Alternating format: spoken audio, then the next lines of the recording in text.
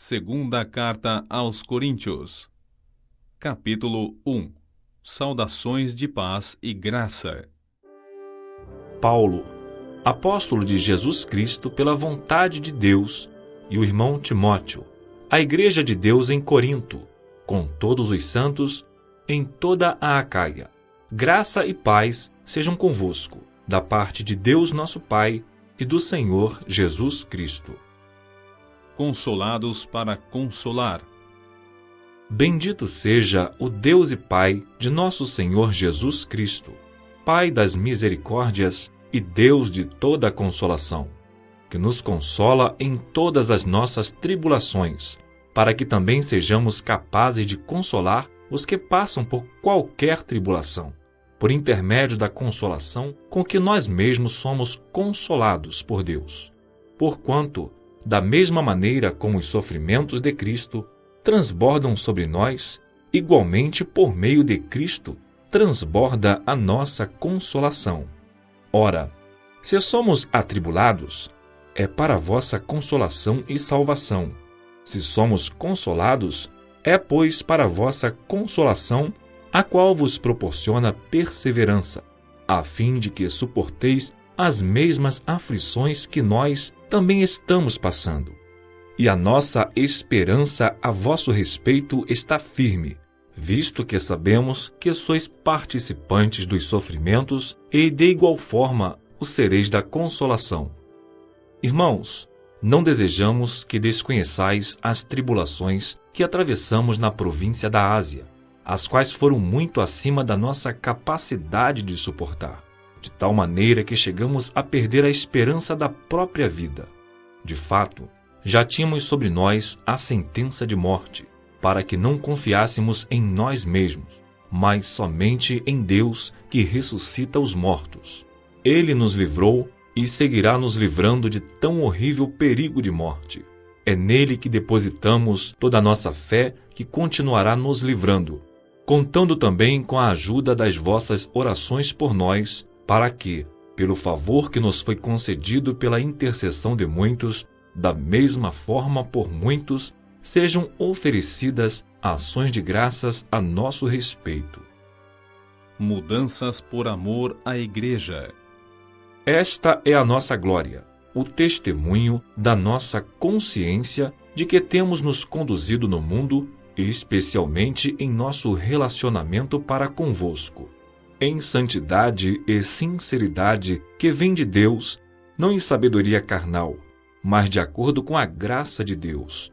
Pois absolutamente nada vos escrevemos, além dos assuntos que ledes e bem entendeis, e espero que os compreendais de forma plena, assim como também já em parte nos compreendestes, de que somos o vosso motivo de orgulho, assim como sereis o nosso no dia do Senhor Jesus.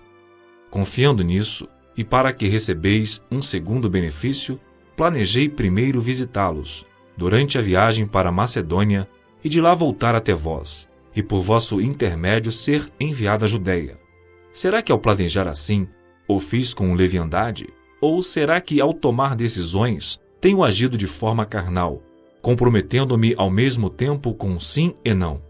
Entretanto, como Deus é fiel, a nossa palavra em relação a vós certamente não é sim e não ao mesmo tempo, porquanto Jesus Cristo, o Filho de Deus, que entre vós foi anunciado por nós, isto é, por mim, Silvano e Timóteo, seguramente não foi um sim e não, mas nele sempre existiu o sim, pois tantas quantas forem as promessas de Deus, todas têm em Cristo o sim. Por isso, por intermédio dele, o Amém é proclamado por nós para a glória de Deus. Ora, é Deus quem faz com que nós e vós permaneçamos firmes em Cristo. Ele nos ungiu, nos selou como sua propriedade e fez habitar o seu Espírito em nossos corações como garantia de tudo o que está por vir. Portanto, invoco a Deus por minha testemunha de que foi para vos poupar que não voltei a Corinto. Não que tenhamos domínio sobre a vossa fé, mas sim como vossos cooperadores, para que tenhais alegria, pois é pela fé que estáis firmados.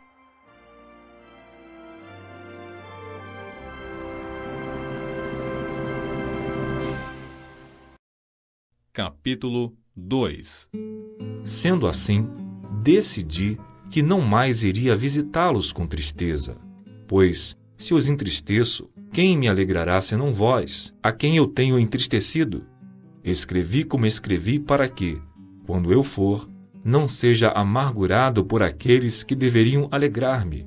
Quanto a todos vós, eu estava convencido de que a minha alegria é a de todos vós, porquanto vos escrevi em meio a grande aflição e angústia de coração e com muitas lágrimas, não para constrangê-los, mas para que soubessem como é profundo o amor fraternal que alimento por vós. Perdoando o pecador. Se um de vós tem causado tristeza, não tem entristecido somente a mim pessoalmente, mas em parte, para não ser severo demais a todos vós. Assim, a punição que foi imposta pela maioria a essa tal pessoa é suficiente. Agora, todavia, deveis perdoar e encorajá-lo, para que não seja dominado por amargura excessiva. Portanto, insisto convosco que confirmeis o vosso amor fraternal para com ele. Foi também por esse motivo que vos escrevi, ou seja, saber se por meio dessa prova seríeis obedientes em tudo. Se perdoardes alguma coisa a alguém, também eu perdoo. E aquilo que perdoei, se é que havia alguma falta a ser perdoada, perdoei na presença de Cristo, por amor de vós, a fim de que Satanás não tivesse qualquer vantagem sobre nós, pois não ignoramos as suas artimanhas. Ministros da Nova Aliança. Quando cheguei a Troade para pregar o Evangelho de Cristo, ainda que essa porta me tivesse sido aberta pelo Senhor, não tive plena paz em meu espírito, porque não encontrei ali meu amado irmão Tito. Por isso, me despedi deles e rumei para a Macedônia. Contudo, graças a Deus, que sempre nos conduz vitoriosamente em Cristo, e por nosso intermédio exala em toda parte o bom perfume do seu conhecimento, porque para Deus somos o aroma de Cristo, entre os que estão sendo salvos e mesmo para com os que estão perecendo. Para estes últimos, somos cheiro de morte para a morte, mas para aqueles outros, a boa fragrância de vida para a vida. Mas quem são os que estão capacitados para essas verdades? Ao contrário de muitos pregadores, não somos mercenários da palavra de Deus, mas anunciamos a Cristo com sinceridade, da parte de Deus e na sua presença.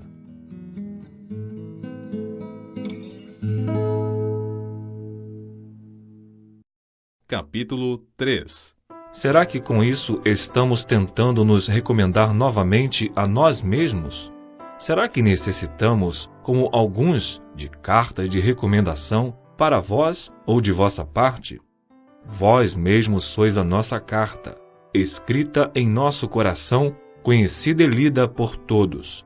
Vós mesmos tendes demonstrado que sois uma carta de Cristo, resultante de nosso ministério, escrita não com tinta, mas com o Espírito do Deus vivo, não em tábuas de pedra, mas em tábuas de corações humanos. E é por intermédio de Cristo que temos tamanha confiança em Deus. Não que possamos reivindicar qualquer coisa com base em nossos próprios méritos, mas a nossa capacidade vem de Deus. Ele nos capacitou para sermos ministro de uma nova aliança, não da letra, mas do Espírito, porquanto a letra mata, mas o Espírito vivifica. A relevância da Nova Aliança. Com letras sob pedras foi gravado o ministério que trouxe a morte.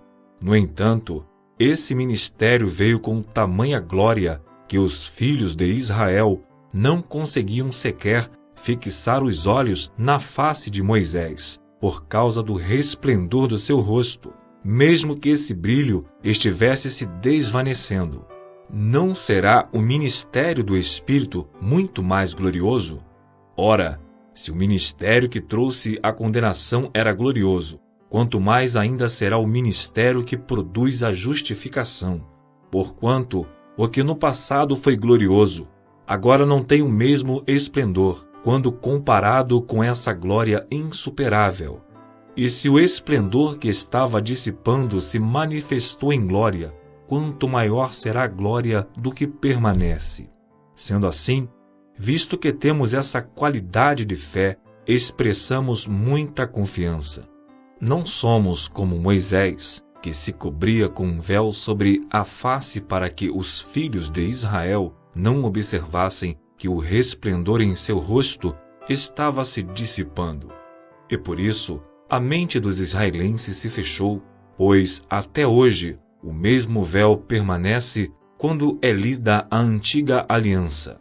Não foi retirado, porquanto é somente em Cristo que ele pode ser removido. De fato, até nossos dias, quando Moisés é lido, um véu cobre seus corações. Contudo, quando alguém se converte ao Senhor, o véu é retirado. O Senhor é o Espírito, e onde quer que o Espírito esteja, ali há liberdade. Mas todos nós, que com a face descoberta contemplamos, como por meio de um material espelhado, a glória do Senhor, conforme a sua imagem, estamos sendo transformados com glória crescente, na mesma imagem que vem do Senhor, que é o Espírito.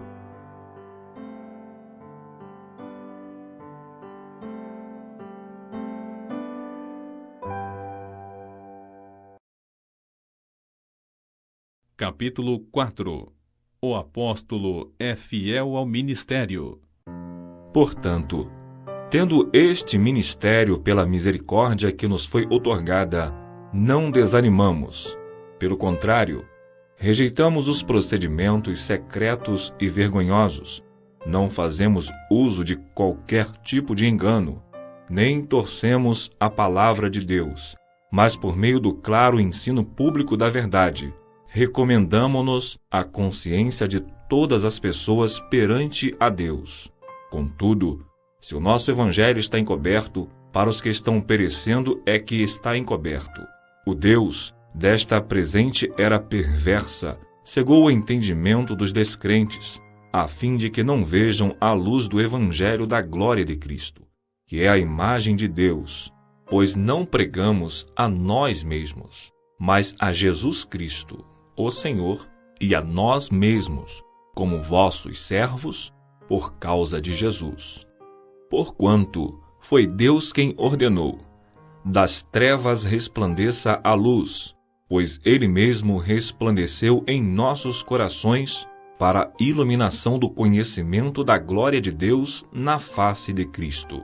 O poder do servo vem de Deus. Temos, porém, este tesouro em vasos de barro, para demonstrar que este poder, que a tudo excede, provém de Deus e não de nós mesmos. Sofremos pressões de todos os lados, contudo, não estamos arrasados. Ficamos perplexos com os acontecimentos, mas não perdemos a esperança. Somos perseguidos, mas jamais desamparados, abatidos, mas não destruídos, trazendo sempre no corpo o morrer de Jesus, para que a vida de Jesus, da mesma forma, seja revelada em nosso corpo. Pois nós, que estamos vivos, somos cotidianamente entregues à morte por amor a Jesus, para que a sua vida também se manifeste em nosso corpo mortal. De maneira que em nós opera a morte, entretanto em vós a vida. Assim está escrito: cri. Por isso declarei: com esse mesmo espírito de fé, nós igualmente cremos, e por esse motivo falamos. Temos certeza de que aquele que ressuscitou o Senhor Jesus dentre os mortos, da mesma forma nos ressuscitará com ele e nos apresentará convosco. Tudo isso é para o vosso benefício, para que a graça que está alcançando mais e mais pessoas faça transbordar as muitas ações de graça para a glória de Deus. O motivo e efeito das aflições. Portanto, não desanimamos, ainda que o nosso exterior esteja se desgastando, O nosso interior está em plena renovação dia após dia, pois as nossas aflições leves e passageiras estão produzindo para nós uma glória incomparável de valor eterno.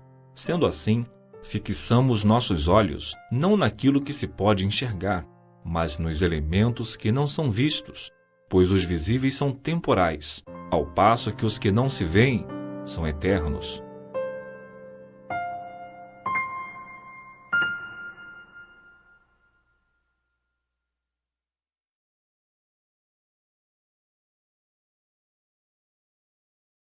Capítulo 5.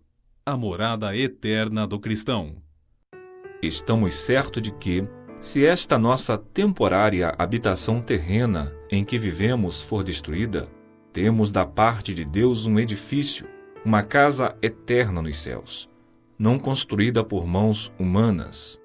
Enquanto estivermos morando nessa tenda, gememos, almejando ser revestido da nossa morada celestial, porquanto, se de verdade estivermos vestidos, não seremos surpreendidos sem roupa, porque, enquanto estivermos residindo nesse tabernáculo, murmuramos e somos angustiados, pois não queremos ser despidos, mas sim revestidos da nossa casa celestial, para que aquilo que é mortal seja completamente absorvido pela vida. Ora, foi Deus mesmo quem nos preparou para isso e concedeu-nos o Espírito como plena garantia do que está por vir. Portanto, andamos sempre confiantes, cientes de que, enquanto presentes nesse corpo, estamos distantes do Senhor, pois vivemos por fé e não pelo que nos é possível ver. Sendo assim, caminhamos em confiança e preferimos estar ausente desse corpo para estarmos completamente presentes com o Senhor. Por isso, temos a ambição de lhe sermos agradáveis, quer estejamos vivendo nesse corpo, quer o deixemos. Porquanto, todos nós deveremos comparecer diante do tribunal de Cristo, a fim de que cada um receba o que merece em retribuição pelas obras praticadas por meio do corpo, quer seja o bem, quer seja o mal. Perfeita reconciliação com Deus. Portanto, compreendendo o que significa temer ao Senhor, procuramos persuadir todas as pessoas. O que somos está manifesto diante de Deus e esperamos que, semelhantemente, esteja bem claro em vossas consciências. Não estamos tentando outra vez nos recomendar a vós, mas vos concedemos a oportunidade de vos orgulhardes por nossa causa, de maneira que tenhais resposta para os que se orgulham das aparências e não do que está no coração. Pois, se enlouquecemos, é por amor a Deus; se conservamos o juízo, é porque vos amamos. Porquanto o amor de Cristo nos constrange, porque estamos plenamente convencidos de que um morreu por todos. Logo, todos morreram. E ele morreu por todos, para que aqueles que vivem já não vivam mais para si mesmos, mas para aquele que por eles morreu e ressuscitou. Assim, de agora em diante, a ninguém mais consideramos do ponto de vista meramente humano, ainda que outrora tivéssemos considerado a Cristo assim. Agora, contudo, já não o conhecemos mais desse modo. Portanto, se alguém está em Cristo, é nova criação. As coisas antigas já passaram, e eis que tudo se fez novo. Tudo isso provém de Deus, que nos reconciliou consigo mesmo por intermédio de Cristo e nos outorgou o ministério da reconciliação. Pois Deus estava em Cristo reconciliando consigo mesmo o mundo, não levando em conta as transgressões dos seres humanos, e nos encarregou da mensagem da reconciliação. Portanto, somos embaixadores de Cristo, como se Deus vos encorajasse por nosso intermédio. Assim, vos suplicamos, em nome de Cristo, que vos reconcilieis com Deus. Deus fez daquele que não tinha pecado algum a oferta por todos os nossos pecados, a fim de que nele nos tornássemos justiça de Deus. Capítulo 6.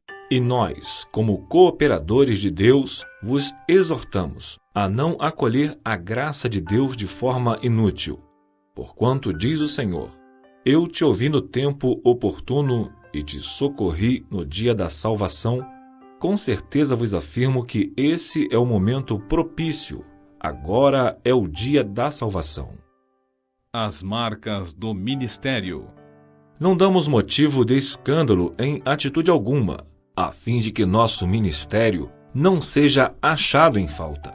Ao contrário, como servos de Deus, recomendamo-nos de todas as maneiras, em muita perseverança, em sofrimentos, privações e tristezas, em açoites, prisões e tumultos, em trabalhos árduos, noites sem dormir e jejuns, em pureza, conhecimento, paciência e bondade, no Espírito Santo e no amor sincero, na palavra da verdade e no poder de Deus, com as armas da justiça, tanto no ataque como na defesa, por honra e por desonra, por difamação e por boa reputação, tidos por desonestos, mas sendo verdadeiros, como desconhecidos, porém bem conhecidos, caminhando como quem está prestes a morrer, mas eis que vivemos, torturados, mas não mortos, entristecidos, mas sempre felizes, pobres, mas enriquecendo a muitas pessoas,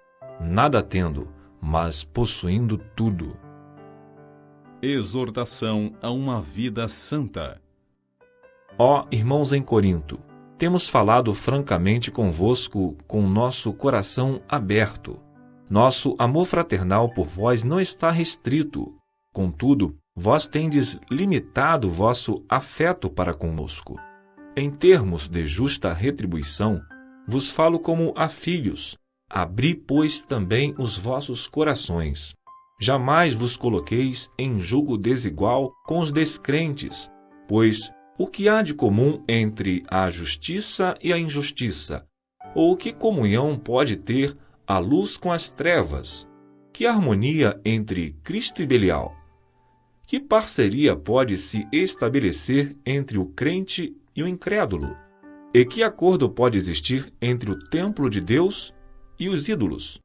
Porquanto somos santuário do Deus vivo, como declarou o próprio Senhor: habitarei neles e entre eles caminharei.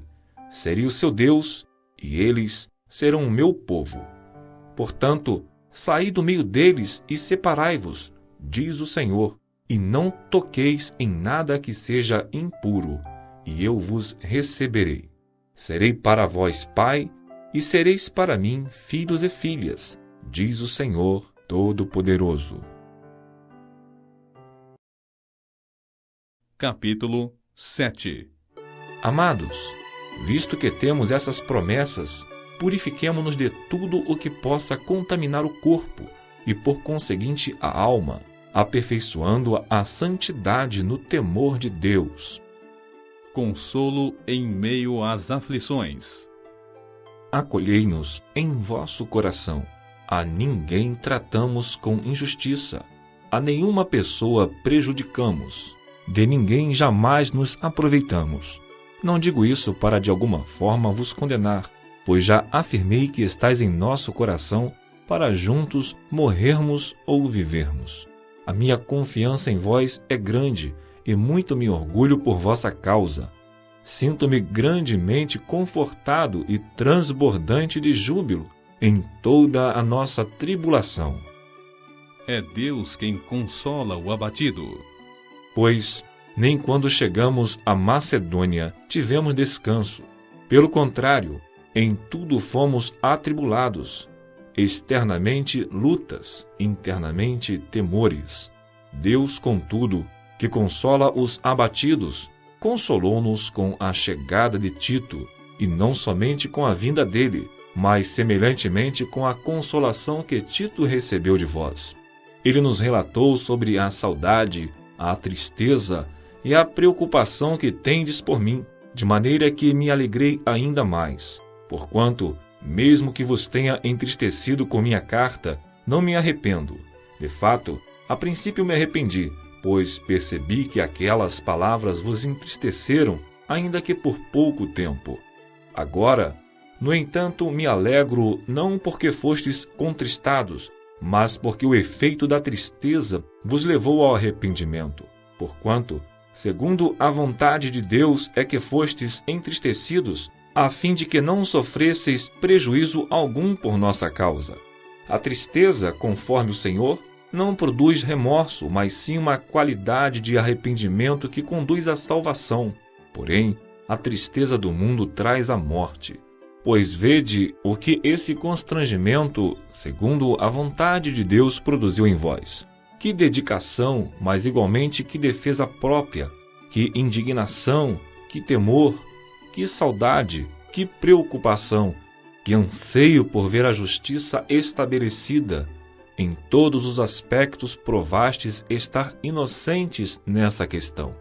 Portanto, ainda que eu vos tenha escrito, nem por causa daquele que foi prejudicado, mas para que diante de Deus vos fosse possível perceber a si mesmos como sois dedicados fraternalmente a nós. Por todas essas manifestações de afeto, fomos revigorados. Além do ânimo que recebemos, alegramo-nos muito mais ao contemplar a alegria de Tito, porquanto sua alma semelhantemente foi contemplada com o encorajamento que recebeu de todos vós. Pois eu havia declarado a ele que estava orgulhoso de vós, e não fui decepcionado por vós, mas, contudo, que vos afirmamos era verdade. Assim também o orgulho que manifestamos a Tito se provou verdadeiro. E o carinho dele para convosco é ainda mais intenso ao recordar da obediência de todos vós e de como o recebestes com temor e tremor. Alegram-me por poder depositar plena confiança em vós.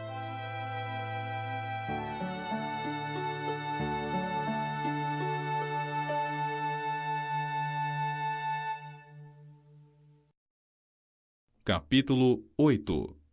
Contribuir com generosidade. Agora, irmãos, desejo que tenhais pleno conhecimento da graça que Deus concedeu às igrejas da Macedônia. No meio da mais severa tribulação, a grande alegria e a extrema pobreza deles transbordaram em rica generosidade. Porquanto posso dar testemunho de que contribuíram de livre vontade na medida de seus bens, até mesmo acima disso. Pois nos solicitaram com muita insistência o privilégio de participar da assistência em favor dos santos. E não simplesmente fizeram o que esperávamos, mas primeiramente deram a si mesmos ao Senhor e a nós pela vontade de Deus. De tal maneira que pedimos a Tito que, assim como já havia começado, semelhantemente completasse essa expressão de graça da vossa parte. Todavia, assim como tendes transbordado em tudo, em fé, em palavra, em conhecimento, em toda a dedicação e no amor que temos despertado em vós, vede que igualmente transbordeis nesse privilégio de contribuir. Não vos digo isso como quem dá ordens, mas para provar a sinceridade do vosso amor, mediante a comparação com a dedicação de outros, pois conheceis a graça de nosso Senhor Jesus Cristo, que, sendo rico, tornou-se pobre por vossa causa, para que fosseis enriquecidos por sua pobreza. Portanto, esse é meu conselho. Convém que façais vossas contribuições, já que desde o ano passado fostes os primeiros não somente a contribuir, mas também a sugerir esse plano de cooperação. Agora, pois, completai a obra, a fim de que a forte disposição de realizá-la seja igualada ao zelo em concluí-la, de acordo com os bens que possuís. Porque, se existe disposição, isso é aceitável conforme o que alguém possui, e não segundo o que não tem. Entretanto, nosso desejo não é que outros sejam aliviados enquanto sejais sobrecarregados, mas que haja justo equilíbrio. No presente momento, a vossa fartura suprirá a grande necessidade deles, para que, de igual modo, a abundância deles venha a suprir a vossa privação e assim haja igualdade. Como está escrito, Quem muito havia acolhido, não fez em excesso, para que nada faltasse a quem pouco recolhera. Zelo na coleta das ofertas. Agradecemos a Deus por ter colocado no coração de Tito a mesma dedicação por vós, pois Tito não apenas aceitou a nossa solicitação, mas já partiu para vos visitar, com muito entusiasmo e por iniciativa própria. E juntamente com ele estamos enviando o irmão, que é o recomendado por todas as igrejas por seu serviço no Evangelho. E não apenas por esse motivo, mas ele também foi escolhido pelas igrejas para ser nosso companheiro de viagem, enquanto ministramos essa graça para a glória do Senhor e para demonstrar nossa boa vontade. O nosso cuidado é evitar que alguém nos acuse em relação ao modo de administrar essa generosa oferta, pois estamos empregando todo o zelo necessário para fazer o que é correto, não somente aos olhos do Senhor, mas também perante aos olhos dos homens. Além de tudo, estamos enviando com eles o nosso irmão que, muitas vezes e de várias maneiras, já nos provou ser zeloso, e agora ainda mais dedicado, por causa da grande confiança que ele tem em vós. Quanto a Tito, ele é meu companheiro e cooperador para convosco. Quanto a nossos irmãos, eles são apóstolos das igrejas e glória para Cristo.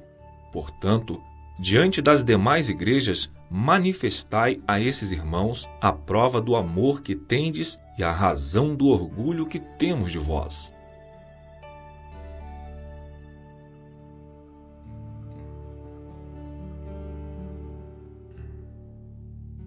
Capítulo 9. Orientações quanto à coleta. Quanto à assistência em favor dos santos, não há necessidade de que vos escreva, porquanto estou convicto da vossa total disposição, da qual me orgulho de vós diante dos macedônios, informando que a Acaia está pronta para contribuir desde o ano passado. E a vossa dedicação tem incentivado muitos outros. No entanto, estou enviando esses irmãos com o propósito de que o nosso orgulho por vós, nesse aspecto, não se torne inútil, a fim de que estejais preparados como afirmei que de fato estariam, a fim de que, se alguns macedônios forem comigo e os encontrarem despreparados, nós, para não vos mencionar, não sejamos envergonhados por tanta confiança que depositamos em vós. Sendo assim, considerei necessário pedir a esses irmãos que vos visitassem e preparassem de antemão a vossa contribuição, que já havia sido prometida para que esteja pronta como oferta generosa e não como algo arrancado da avareza. Semeando e colhendo fartura. Lembrai-vos, aquele que pouco semeia, igualmente colherá pouco, mas aquele que semeia com generosidade, da mesma forma, colherá com fartura.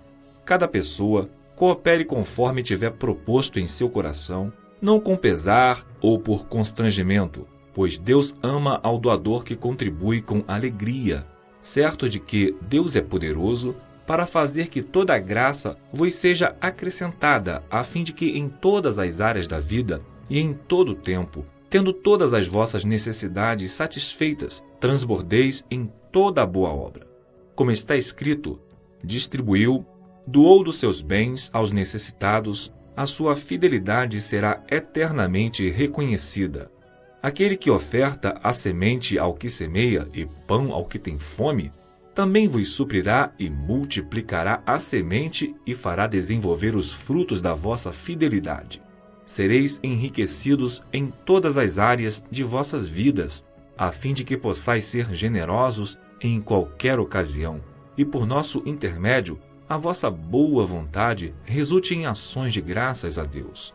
Porquanto, ao ministrar essa assistência, não apenas estáis suprindo as necessidades dos santos, mas semelhantemente promovendo o transbordamento de variadas expressões de louvor e gratidão a Deus. Por intermédio dessa prova de verdadeiro serviço ministerial, muitos outros louvarão a Deus pela obediência que acompanha a vossa confissão do Evangelho de Cristo e pela generosidade do vosso coração em compartilhar vossos bens com eles e com todos os outros.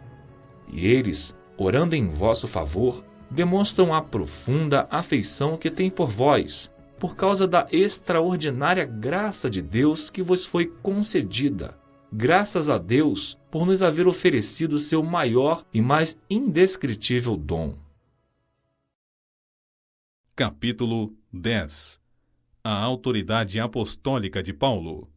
E eu mesmo, Paulo, vos rogo pela paciência e bondade de Cristo.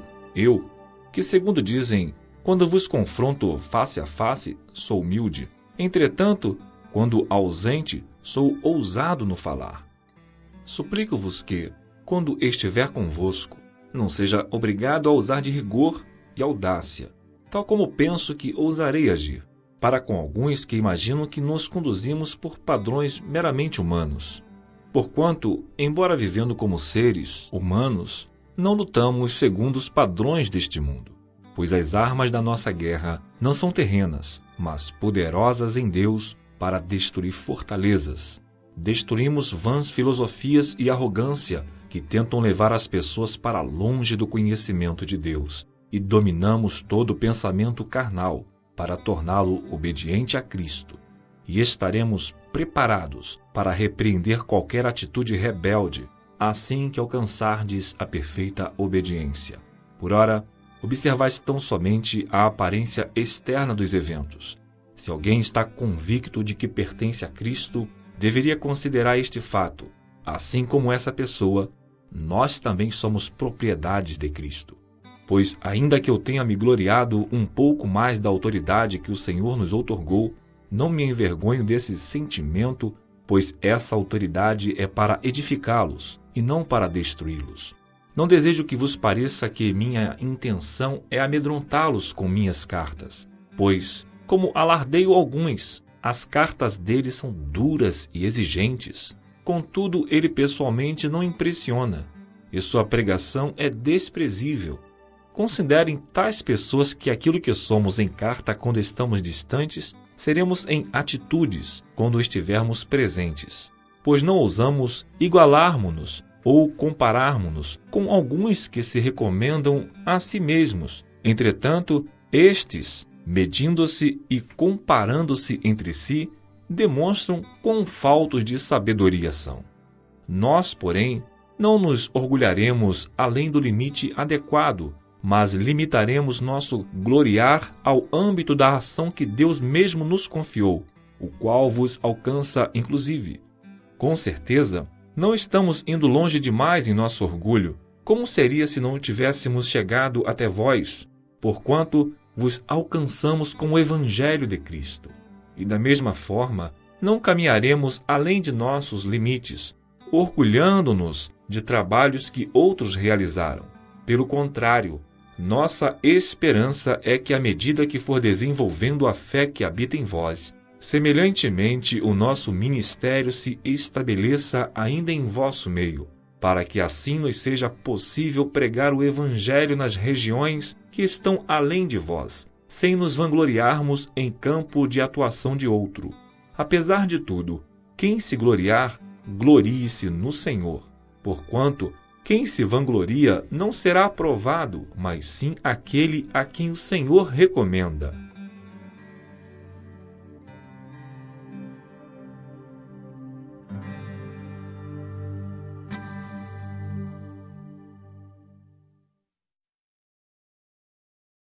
Capítulo 11.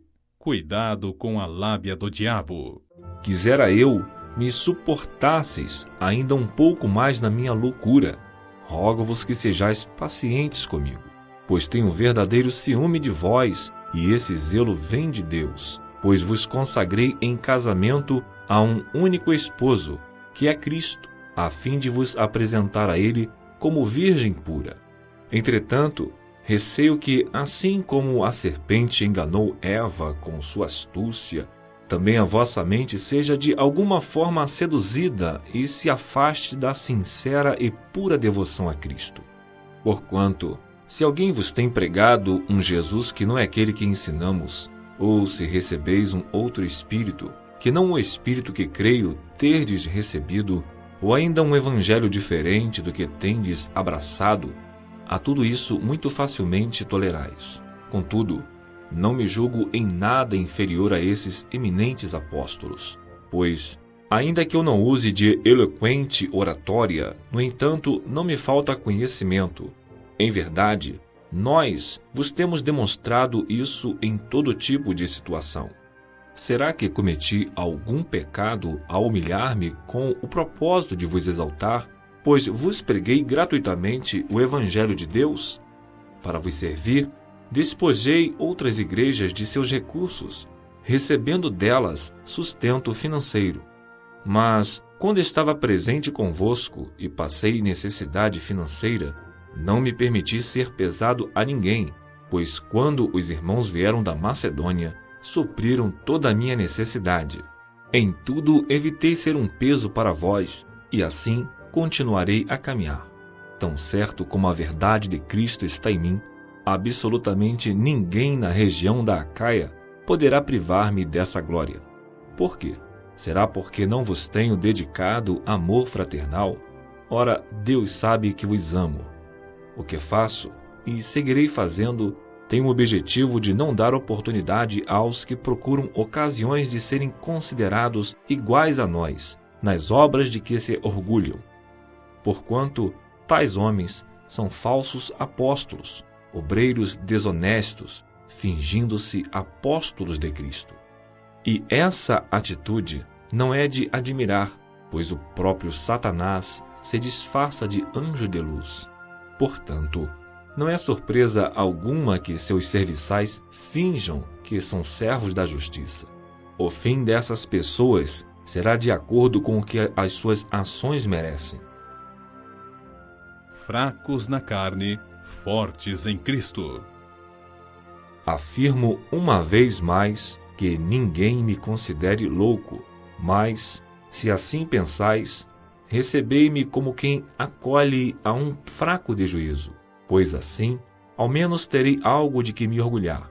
Ao declarar esse orgulho, não o estou fazendo segundo o Senhor, mas como quem perdeu a sensatez, considerando que há muitos que se orgulham de acordo com padrões mundanos. Ora, eu de igual modo posso me orgulhar. Assim, vós que sois tão lúcidos, certamente sabeis acolher os desequilibrados, porquanto, de fato, acolheis até quem vos escraviza ou vos explora, ou aqueles que sobre vós se exaltam, e até mesmo suportais quem vos esbofeteia. Para minha vergonha, devo admitir que fomos fracos. Todavia, naquilo em que todos os outros se atrevem a orgulhar-se, falando como louco, também eu me atrevo. Ora, são eles hebreus? Eu também sou. São israelitas? Eu também sou. São descendentes de Abraão? Eu também sou. São servos de Cristo? Eu ainda mais. Me expresso como se estivesse enlouquecido, pois trabalhei muito mais, fui encarcerado mais vezes, fui açoitado mais severamente em perigo de morte várias vezes. 5 vezes recebi dos judeus 39 açoites. 3 vezes fui espancado com varas. 1 vez fui apedrejado. 3 vezes sofri naufrágio. Passei um dia e uma noite exposto à fúria do mar.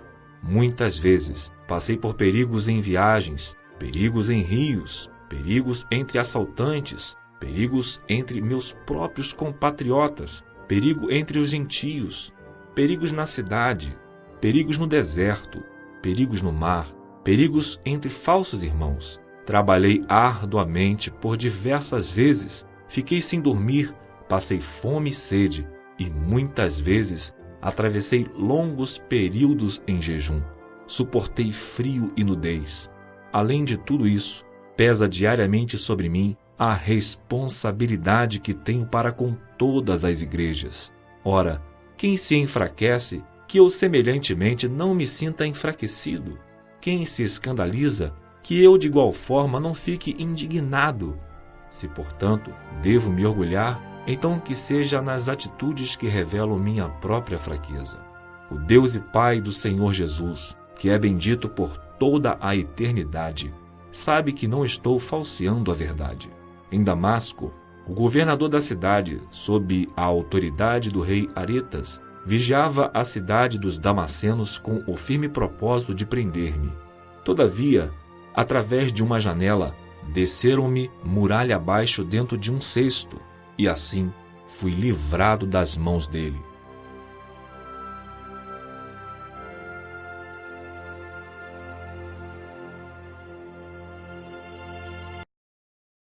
Capítulo 12.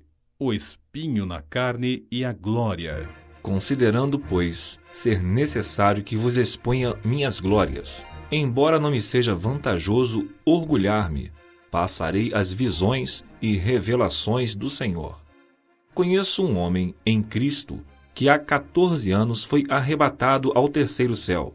Se foi no corpo ou fora do corpo, não entendo exatamente. Deus o sabe. Mas sei que esse homem, se isso ocorreu no corpo ou fora do corpo, não sei, mas certamente Deus o sabe. Foi arrebatado ao paraíso e ouviu palavras inexprimíveis, as quais não é concedido ao homem comentar. Nesse homem me orgulharei, mas não em mim mesmo, a não ser em minhas próprias fraquezas. Ainda que eu decidisse gloriar-me, não seria de fato insensato, porquanto estaria narrando verdades. Contudo, evito falar sobre isso para que ninguém pense a meu respeito mais do que seja capaz de observar em minha vida ou de mim pode ouvir. E para impedir que eu me tornasse arrogante por causa da grandeza dessas revelações, foi-me colocado um espinho na carne, um mensageiro de Satanás para me atormentar. Por 3 vezes roguei ao Senhor que o removesse de mim.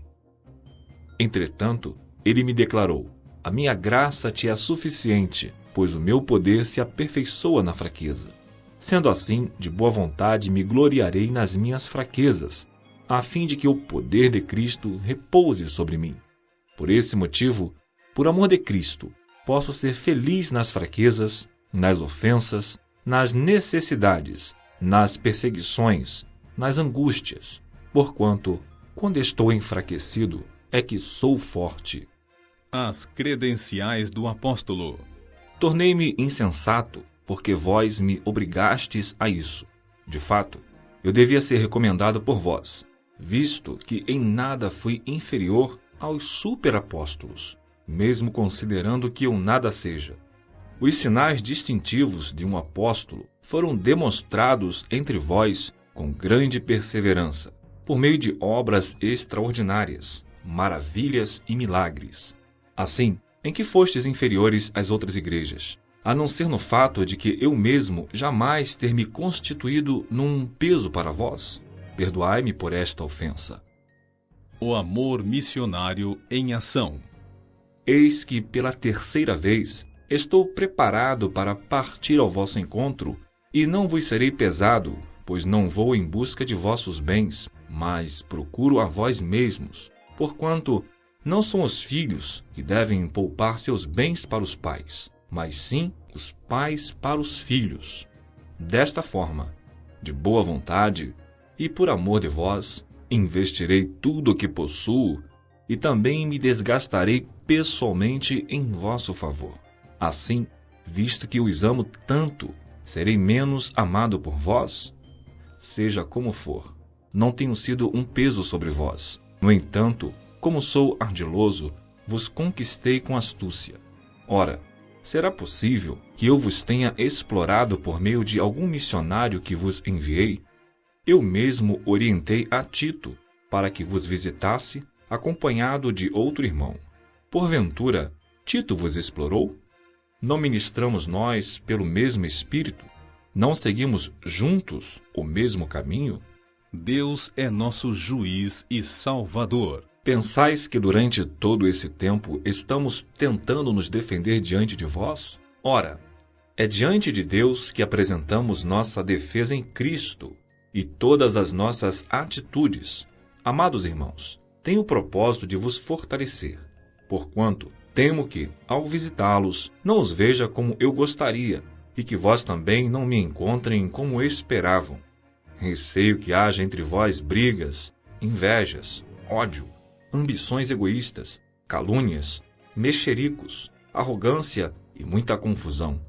Temo ainda de que, quando estiver convosco outra vez, o meu Deus me humilhe diante de vós, e que eu lamente por muitos dos que pecaram anteriormente, que ainda não chegaram à conclusão que precisam se arrepender da impureza das relações sexuais ilícitas e da devassidão moral que viviam praticando.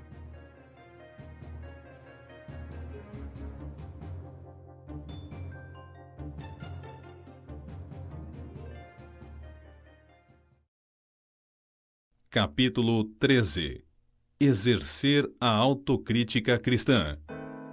Esta será a terceira vez que vou visitar-vos. Sendo assim, toda a questão precisa ser confirmada pelo depoimento de 2 ou 3 testemunhas. Já vos adverti quando estive entre vós pela segunda vez. Agora, estando ausente, volto a dizer aos que anteriormente pecaram e a todos os demais que, quando retornar, com certeza não os pouparei, visto que estáis exigindo que apresente uma prova de que Cristo fala por meu intermédio. Ele não é fraco ao lidar convosco, mas sim poderoso entre vós. Porque, apesar de haver sido crucificado em fraqueza, ele vive, e isso pelo poder de Deus. Semelhantemente, somos fracos nele, mas pelo poder de Deus viveremos com ele para vos servir. Examinai, portanto, a vós mesmos, a fim de verificar se estáis realmente na fé. Provai a vós mesmos, ou não percebeis que Jesus Cristo está em vós, a não ser que já estejais reprovados. Mas tenho a esperança de que compreendais que nós não fomos reprovados. Agora, oramos a Deus para que não pratiqueis mal algum, não para que os outros observem que temos sido aprovados, mas para que façais o que é correto, embora pareça que tenhamos falhado. Porquanto, nada podemos fazer contra a verdade, mas somente a favor dela. Pois nos alegramos quando somos enfraquecidos, e vós sois fortalecidos. Rogamos por vosso aperfeiçoamento contínuo. Por esse motivo, escrevo estas palavras estando ausente, para que, quando eu estiver convosco pessoalmente, não necessite ser rigoroso no uso da autoridade que o Senhor me outorgou para edificá-los e não para destruí-los. Saudações finais aos Coríntios. Sem mais, irmãos, despeço-me de vós. Procurai agir com maturidade, tende bom ânimo, encorajai-vos mutuamente. Tende um só pensamento principal e vivei em harmonia, e o Deus de amor e paz estará convosco. Saudai-vos uns aos outros com o beijo santo. Todos os santos vos enviam saudações. A bênção apostólica. A graça do Senhor Jesus Cristo, o amor de Deus e a comunhão do Espírito Santo sejam com todos vós.